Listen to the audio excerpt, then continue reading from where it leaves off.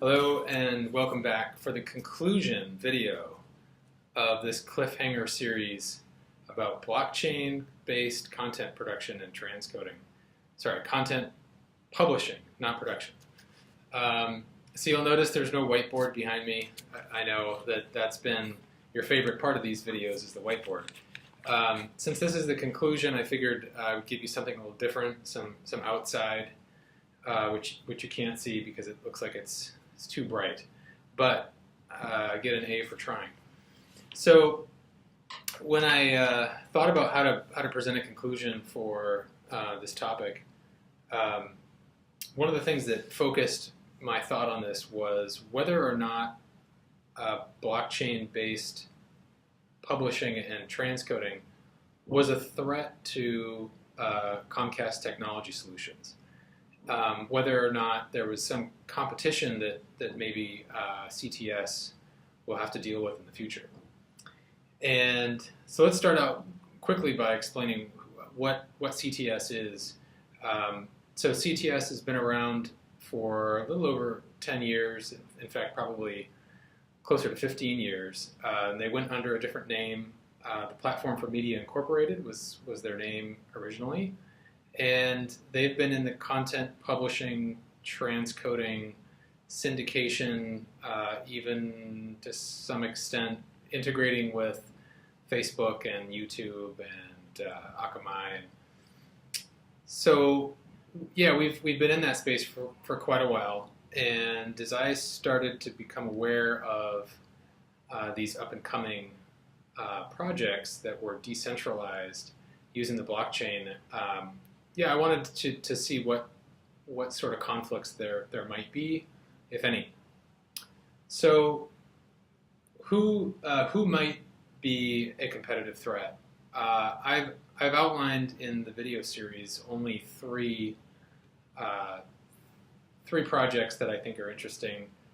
That was Library, Singular, DTV, and LivePeer.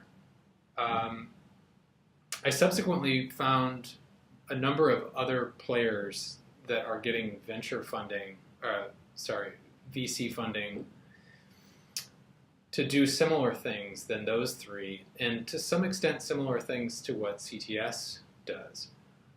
So it's no surprise or no new thing to have competitors. CTS, or the Platform for Media, has had competitors in the past.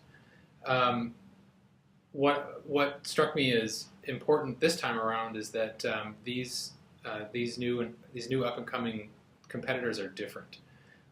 They have a different structure. They're in some cases they're not even companies.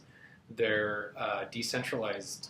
I don't even know if you'd call them entities, right? But decentralized incentive-based economies for getting content published and distributed to audience members. CTS in the past has dealt with competitors by really offering the best product, the most sophisticated product for its customers, and really tailoring workflows, media workflows, to meet the needs of their customers. And that's how we've survived.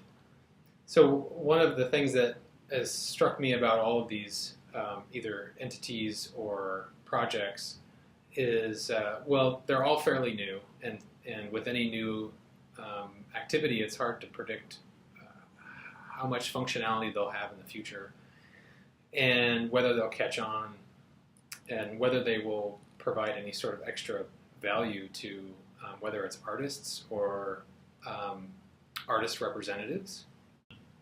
If these alternative blockchain-based content publishing systems or entities can offer a lower price or maybe more control over their content, I could see that being a possible way that they could compete against companies like CTS or even some of our competitors. As far as transcoding is concerned, I haven't seen very many. Just the one project, LivePeer, is the only one so far that is trying to tackle the transcoding part of this. And that's a difficult space to operate in because there is no one single solution for output formats given a particular customer segment that you're trying to go after. There's a bunch of options that you might seek if you're a content creator and you're trying to reach a particular audience. And transcoding is a pretty technical and difficult thing to accomplish. It's also, if you're trying to protect copyrights, it's difficult to offer a transcoding service in a decentralized manner without losing control of the content. LivePeer had some ways of maybe dealing with that, but to me they don't seem to be really guarantees, just best efforts. So I think, at least for transcoding, the traditional approach to asset management and asset preparation is probably safe. So the last point I wanted to make, and this came somewhat as a surprise when I was discussing one of these projects with a content creator friend of mine down in Los Angeles who is writing and directing. I asked him what he thought about Singular DTV, which at the time I thought that might be one of the more promising projects. And he brought up a point that I hadn't considered, which was he's not concerned so much with finding a way to get his content published. He has plenty of avenues or channels to do that.